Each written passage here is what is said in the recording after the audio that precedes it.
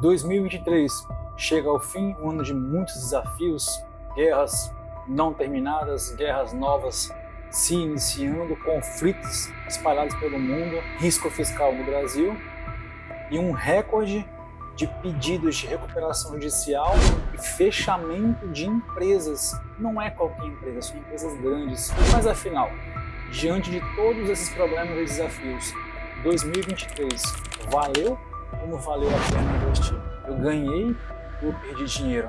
Fica até o final, já deixa o seu like, se você não é inscrito no canal, se inscreve, que hoje eu vou te contar nesse vídeo meu desempenho como investidor, desempenho da minha carteira de investimentos no ano de 2023.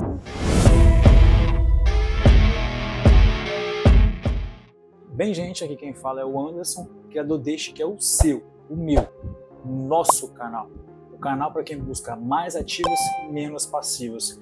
2023 foi um ano marcado por vários problemas, dificuldades, desafios, alguns que podem afetar diretamente a nossa carteira de investimento, os nossos investimentos. Dentre eles são desconfiança política, porque depois de toda a história que a gente já conhece, o Lula volta ao poder com a promessa de colocar o Brasil novamente entre os gigantes no cenário internacional e melhorar a nossa economia local.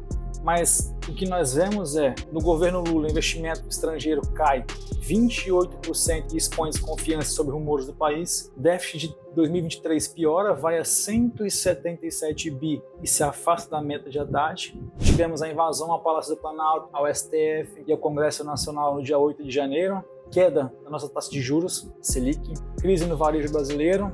Rombo bilionário nas Americanas. A guerra entre Rússia e Ucrânia não chegou ao fim, início de uma outra guerra depois de um ataque terrorista do Hamas a Israel. O presidente da Venezuela, Nicolás Maduro, querendo anexar o território da Guiana Esequiba ao seu território. Na Argentina, Javier Milei ganhando as eleições. Dois avisos importantes que eu quero deixar, que é que nada aqui é uma recomendação de investimento e, segundo, muitos conflitos, guerras, realmente é algo muito triste essas guerras, muitas pessoas perdem as vidas, pessoas perdendo familiares, conhecidos, entes queridos.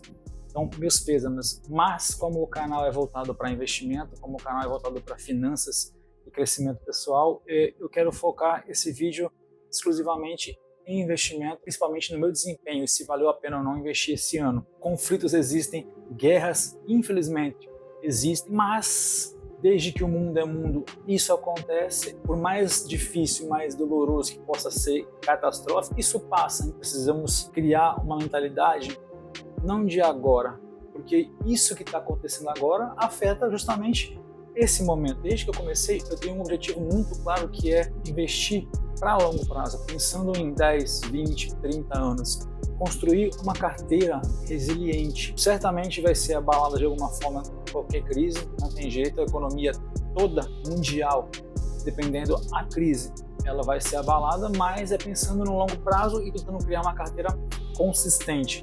Eu tenho uma diversificação meta de carteira, ações nacionais, negócios nacionais, na área de imóveis, os fundos imobiliários, renda fixa e internacional, negócios internacional. O básico, como eu vi e ainda vejo muita oportunidade no mercado brasileiro, no cenário nacional, acabei deixando o cenário internacional de lado, por outro motivo também, que eu acho os ativos de lá com um preço meio esticado, pode ficar mais caro, mas eu ainda acho caro, então eu acabei focando e aproveitando as oportunidades que eu via aqui, como que a minha carteira está montada. Em renda fixa eu tenho a minha reserva de emergência, que eu nem considero como parte da carteira, fica fora a parte, e eu sempre tento manter pelo menos 10% da minha carteira em renda fixa para forma de caixa, para eu aproveitar oportunidades. Então, renda fixa eu tenho muito pouco, tenho mais apetite ao risco, apesar de eu investir em renda variável de uma forma estratégica onde eu tenha menos volatilidade. Agora,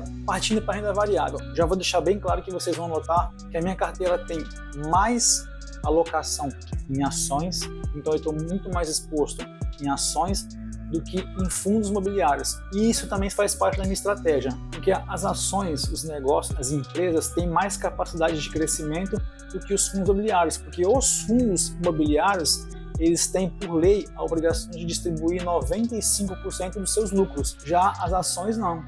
elas não têm essa obrigação. Na minha estratégia, eu tenho mais em renda variável e dentro da renda variável eu tenho mais ações do que fundos imobiliários. Isso com certeza com o tempo vai mudar. Eu vou querendo mais renda e menos crescimento. Se tudo der certo e vai a longo prazo, sempre dá, já vou ter um patrimônio muito maior. Do meu percentual em renda variável, quase 60%, 59,73% da minha carteira está em ações, onde eu tenho 9 ativos, 40,27% em fundos imobiliários, onde eu tenho 13 fundos imobiliários. Quando eu vou olhar a minha carteira por setor, ela está distribuída dessa forma. Você vai ver aqui que é o que eu falo. A minha carteira está estrategicamente alocada mais em setores que têm uma previsibilidade, são setores mais consistentes, que são os setores que a gente chama de perenes. Então você vai ver que minha carteira está basicamente metade dela está em utilidade pública e financeiros e outros, que aí são energia elétrica,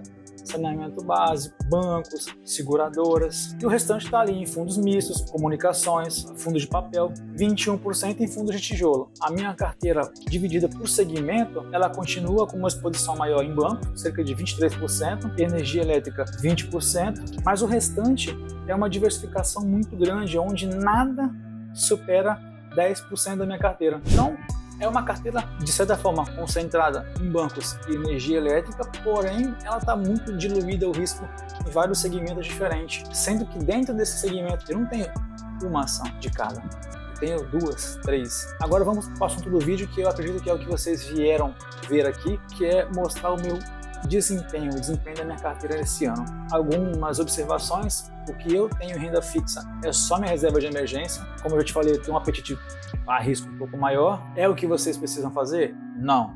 É o certo? Não. É o errado? Não.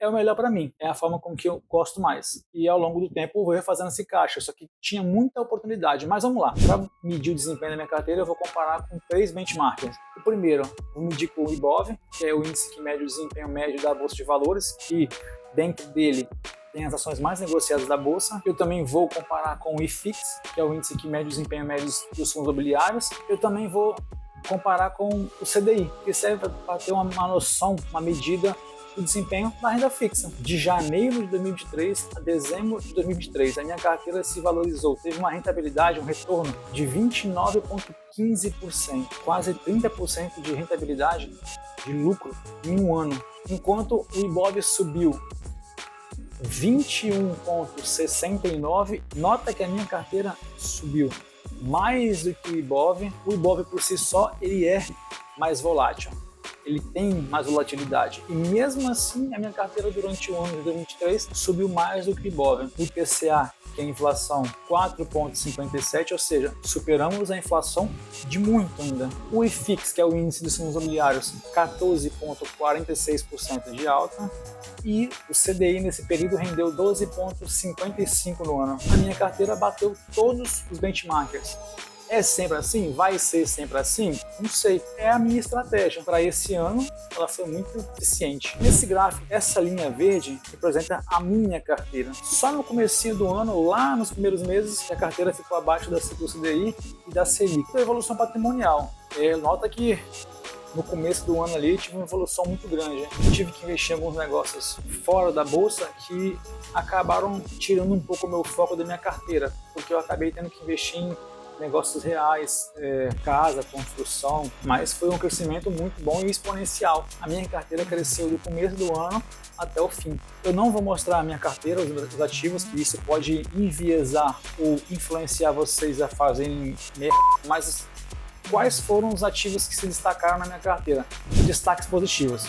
Primeiro, começando pelas ações da Sanepar. Por muito tempo ela esteve abaixo de R$4. Aqui na minha carteira eu estou com 69% de alta. Isso porque nos últimos dias ela teve uma queda. Ela chegou a bater 75%, 74% de lucro. Quando eu falo rentabilidade, esse 69% é em relação ao preço que eu paguei na cota. Seria mais do que esse 69%, que eu recebi 10% quase em dividendos no ano. E em fundos imobiliários, o XPML está com uma rentabilidade de 25,35%. Lembrando que não é recomendação, até porque você está vendo que uma já subiu quase 70% e a outra mais de 25% na carteira. Você está comprando 25% ou 70% mais caro. E destaque negativo tem o Vino 11 com 11% negativo e CEMIG 4 com 1,49% negativo. Mas nota que as empresas que estão negativas na minha carteira, fundo imobiliário 11% negativo e a ação 1,49% negativo. E quando eu olho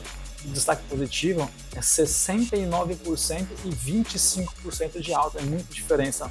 E já aproveitando o CEMIG 4, eu já vou usar ela para exemplificar como que eu invisto. CEMIG 4 está passando por um processo de troca de controlador. Na verdade, são notícias de uma possível troca de controlador, que ela pode deixar de ser estatal de Minas e passar a ser da União. E se isso acontecer, é ruim para ela. Pode ter muito mais intervenção política, pode ter vários problemas. Só de sair essas notícias, o preço da ação cai muito. Identifiquei uma oportunidade e comprei. Eu comprei só porque as cotas caíram? Não, eu já tinha feito uma análise, estudos, eu vi como um desconto e acabei comprando uma pequena porção. Se cair mais, eu posso optar em comprar mais ou não. E se ela subir, eu aproveitei e comprei com desconto. Eu faço estudos.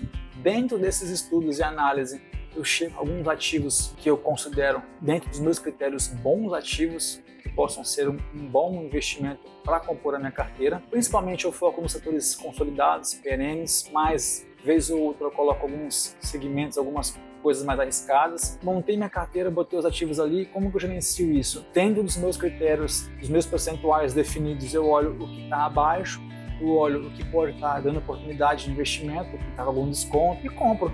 Mas é basicamente meu gerenciamento é nos aportes. A parte mais satisfatória é ver os dividendos caindo na sua conta e isso durante os anos, durante o tempo, crescendo. Esse aqui é o gráfico dos meus dividendos deste ano. Tem ações que pagam a cada 3 meses, ações que pagam uma vez por ano, então o gráfico não fica certinho. O ideal é você pegar anualizado, mas só para você ter uma noção do quanto é crescente. Essa barra maior já é o que tem provisionado para o mês de abril de 2024. Note, só essa barra já supera todas as barras, já é um dividendo recorde que eu já recebi em 2023. Esses dividendos são todos reinvestidos.